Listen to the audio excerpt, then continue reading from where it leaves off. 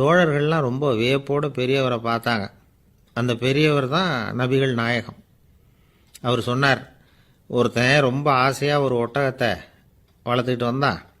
ஒரு நாள் அந்த ஒட்டகம் வந்து கயத்தை அறுத்துக்கிட்டு ஓடி போயிட்டுது. அக்கம் பக்கத்தில் இருக்கிறவங்கெல்லாம் அந்த ஒட்டகத்தை பிடிக்கிறதுக்கு முயற்சி பண்ணாங்க. அதை துரத்திட்டு ஓடினாங்க. ஒட்டகம் வந்து தாறுமாறாக ஓட ஆரம்பிச்சிது. இந்த சமயத்தில் ஒட்டகத்தை வளர்த்தவன் அங்கே ஓடி வந்தான். நீங்கள் அதை ஒன்றும் செய்ய வேணாம், விட்டுருங்க. அதோட சுபாவம் எனக்கு நல்லா தெரியும். அதை சுலபமாக என்னோடய வழிக்கு கொண்டுகிட்டு வந்துட முடியும். நான் பார்த்துக்கிறேன், விட்டுருங்கோ அப்படின்னா. எல்லாரும் விலைக்கு போயிட்டாங்க. இவன் என்ன செஞ்சான் தெரியுமா? கொஞ்சம் புல்லை கையில் எடுத்துக்கிட்டு அந்த ஒட்டகத்தை நெருங்கினான். அவ்வளவுதான். அது ஓடி வந்து இவன் காலடியில் உட்காந்துக்கிட்டது. செல்லமாக அதை அப்படியே தடவி கொடுத்தான். முதுகில் ஏறி உட்காந்துக்கிட்டான். அது பாட்டுக்கு சாதுவாக நடந்து போகுது. இந்த கதையை நபிகள் நாயகம் தம்முடைய தோழர்களுக்கு சொல்கிறார்.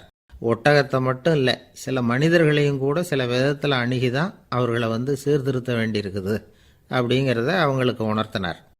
இது ஒரு அழகான உளவியல் அணுகுமுறை. சில குடும்ப தலைவர்கள் கூட இந்த ஒட்டகம் மாதிரி நடந்துக்கிறது உண்டு. அப்புறம் அடங்கி போகிறதும் உண்டு.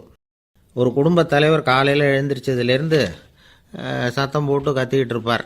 பக்கத்தில் இருந்தவங்கெல்லாம் ஓடி போய் சமாதானம் பண்ணி பார்த்தாங்க. அவர் ஓயறது மாதிரி தெரியல. கடைசியில் அவர் மனைவி வந்தாங்க. நீங்கள் எல்லாம் விலகி போயிடுங்க, அவர் சுபாவம் எனக்கு தெரியும், நான் பார்த்துக்கிறேன் அப்படின்னாங்க.